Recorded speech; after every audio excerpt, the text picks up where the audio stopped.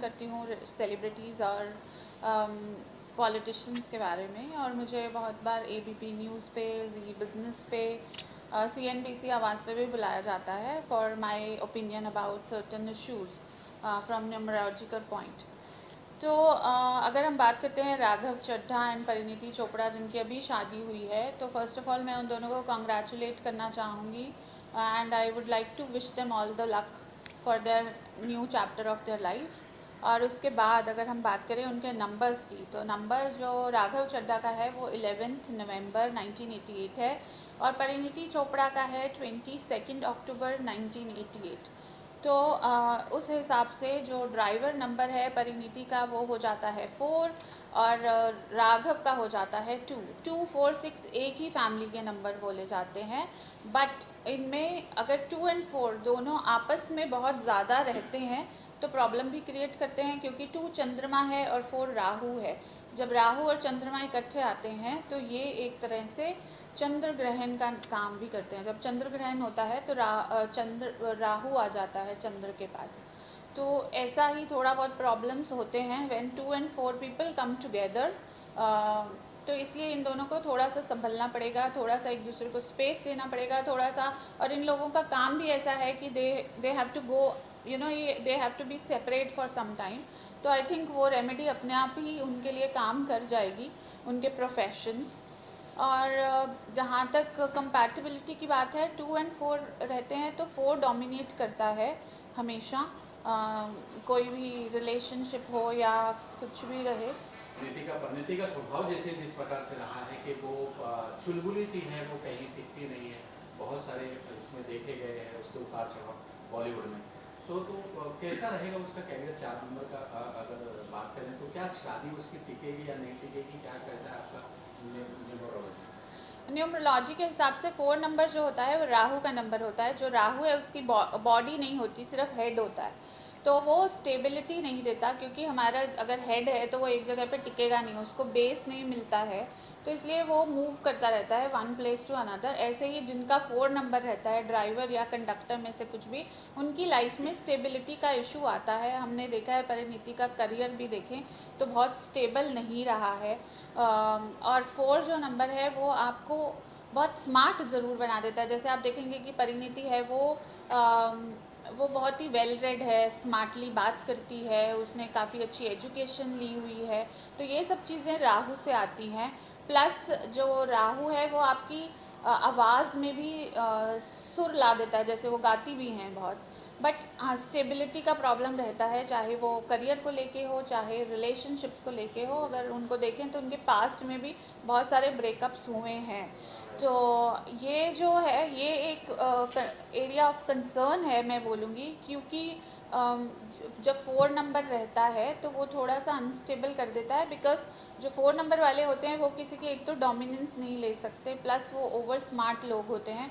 तो अगर आप उनके साथ कुछ भी मैनिपुलेट करते हो तो वो बहुत जल्दी पकड़ लेते हैं। और अगर मैं यहाँ पे ये भी मेंशन करना चाहूँगी, परिणीति का अटैच होना राघव चड्ढा के साथ, क्योंकि वो पॉलिटिशियन है, वो भी राहु की वजह से ही है, बिकॉज राहु आपको धीरे धीरे पॉलिटिक्स की तरफ भी पुश करता है। तो वो एक बहुत अच्छा चीज़ है कि वो एक पॉलिटिशियन से मैरिड हैं, so she has another option to get into politics. वो बाद में देखेंगे क्या करती हैं। तो 2 नंबर और 4 नंबर जैसे राघव चड्ढा का जो 2 नंबर है, तो कहीं ना कहीं उसको कैरियर में आगे बढ़ेगा इन 4 नंबर के ज्वाइंट होने से, कि उसके कैरियर में कुछ टकराव आएगा या कैरियर उसका ग्राफ नीचे जाएगा ऊपर जाएगा, क्या कहता है? अगर कैरियर की बात करते हैं तो जो 2 नंबर है जो राघव का है वो चंद्र का नंबर होता है, प्लस राहु जब आता है साथ में थोड़े बहुत इश्यूज रहते हैं। जैसे अभी से ही लोगों ने बोलना शुरू कर दिया कि इतना पैसा कहाँ से आ रहा है, वो स्कूटनी शुरू हो गई है, बिकॉज वो पहले बोलते थे मेरे पास कुछ प्रॉपर्टी नहीं है।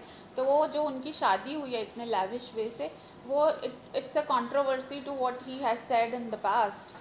तो इसलिए थोड़ा सा प्रॉब्लम इस तरह से क्रिएट करेगा। बट हाँ, 4 नंबर है वो बहुत बड़ी सपोर्ट होता है एक पॉलिटिशियन के लिए, जैसे मैंने पहले बोला, तो उस हिसाब से वो सपोर्ट करेगा। परिणीति का लक फैक्टर बहुत ओपन अप हो जाएगा, बिकॉज राघव उनके लिए बहुत बड़ा लक फैक्टर लेके आने वाले हैं उनकी लाइफ में। हाँ यही है। इसके पहले कोई प्रोडक्शन आपने किया था जो सही एकदम सही साबित हुआ? मैंने इससे पहले प्रेडिक्शन किया है कटरीना कैफ के और उनके रिलेशनशिप के बारे में। वो भी मैंने यही बोला था कि बहुत साइलेंट रहेंगे अपने रिलेशनशिप्स को लेके। प्लस अभी कायरा और सिद्ध की जब शादी हुई थी तब भी किया था। तो वो तो एकदम परफेक्ट कपल है, उनसे अच्छा मैच तो किसी का है ही नहीं। होते 7 and 4 का कॉम्बिनेशन है, तो वो ऐसी जोड़ी तो भगवान बना के भेजते हैं, कभी रेयर ही होती है। और उनका हम देख भी रहे हैं कि बहुत अच्छी बॉन्डिंग है अभी तक तो, और आगे भी रहेगी। इनका भी अच्छा रहेगा, बट थोड़ा सा संभलना पड़ेगा। मेरे हिसाब से शादी है ही अपने आप में, इट्स अ कांस्टेंट एफर्ट। आप ये नहीं बोल सकते अब शादी हो गई तो ग्रांटेड ले लिया। दोनों को एक दूसरे के साथ रहने के लिए एक दूसरे के को एफर्ट और अपनी केयर प्यार दिखाना पड़ता है। अगर ऐसे करते रहेंगे तो ऑब्वियसली ये रिलेशनशिप लंबे टाइम तक क्या हमेशा के लिए रहेगा। नहीं तो थोड़ी बहुत इश्यूज तो हर मैरिड लाइफ में आते हैं। बॉलीवुड का क्या है? बॉलीवुड कैसा अभी बीच में जैसे कोरोना 2 साल ऐसा रहा तो बड़ा ग्राफ नीचे गया था, अब क्या कहता है आपका प्रेडिक्शन बॉलीवुड के बारे में? बॉलीवुड धीरे धीरे कुछ पिकअप। फिल्में अच्छी भी कर रही हैं उसकी वजह से। तो जैसे अभी हमने देखा रानी एंड रॉकी की प्रेम कहानी जो आई, वो अच्छी चली, वो गदर 2 अच्छी चली। हाँ, जवान अच्छी चली। अभी जैसे अब मैं बात करूँगी, हमारा जो ये 2023 नंबर है वो 7 का नंबर था, और 7 के जो करण जौहर हैं वो भी 7 नंबर हैं। तो उन्होंने वो मूवी प्रोड्यूस करी थी, उन्होंने मूवी बनाई, तो 7 ने 7 को सपोर्ट किया यहाँ पे, तो उनकी मूवी अच्छी चल गई। तो ऐसे ही है, डिपेंड करता है what numbers you are choosing for your movie. And अगर आप देखोगे उसके स्पेलिंग्स में भी बहुत सारे चेंजेस किए हुए हैं नाम के। तो ऐसे ही अगर जब हम न्यूमरोलॉजिकली ठीक से पिकअप करते हैं चीज़ें, तो ऑब्वियसली हमारे जो प्रेजेंट नंबर, एक नंबर चलता है पूरा ईयर, इस साल 7 की पावर रही थी, और अब आगे अगले साल 8 की पावर रहेगी। 8 होता है मनी मेकिंग नंबर है, थोड़ा सा मेहनत करवाता है। अगर 8 नंबर में लोग अच्छे से मेहनत करके अच्छी मूवी लेके आएंगे तो मनी मेक करेंगे ज़रूर। So it is very much dependent on the kind of content you are taking out, and plus उसका न्यूमरोलॉजिकल सपोर्ट आप कैसे ले रहे हो, तो हर चीज़ अच्छी करती है। चलेगा। आखिरी सवाल चलते चलते, शादी वैवाहिक जीवन टिकने के लिए कोई टिप देना चाहे जो टिके शादी? किसी की बहुत लोगों की गड़बड़ चल रही है तो कुछ ऐसा?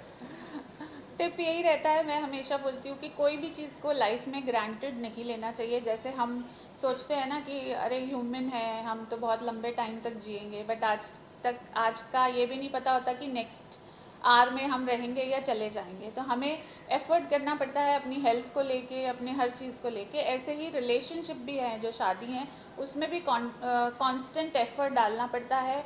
ग्रांटेड नहीं लेना कि अच्छा मैं, ये मेरी वाइफ है या ये मेरा हस्बैंड है तो जो मर्ज़ी कर लो, ऐसे नहीं होता ना। तो आप उनको हमेशा पैम्पर करते रहिए, उनको स्पेशल फील कराते रहिए। और अगर मैं बात करूँ तो अगर शादी टिकनी है तो आपका एक तो जो शुक्र है, वीनस, वो स्ट्रांग होना चाहिए, और प्लस आपका गुरु भी स्ट्रांग होना चाहिए। तो अगर आप अच्छे कपड़े पहनते हो, अगर कोई भी कपड़े, मैं नहीं बोलती कि ब्रांडेड कपड़े पहनो, अच्छे कपड़े पहनो जो प्रॉपर्ली आयरन हो, परफ्यूम लगाओ हमेशा, आप में से बैड स्मेल आती है तो वो आपका शुक्र खराब कर देती है। और अगर हम बात करें गुरु को अच्छा करने की, जब हम नहाते हैं तो हल्का सा pinch of salt, pinch of turmeric powder अगर हम पानी में डाल के नहाते हैं तो हमारा गुरु अच्छा होने लग जाता है। उससे हमारी कम्युनिकेशन अच्छी होती है, हमारे रिलेशनशिप अच्छे होते हैं, और हमें लाइफ में एक्सपेंशन मिलता है in terms of our work.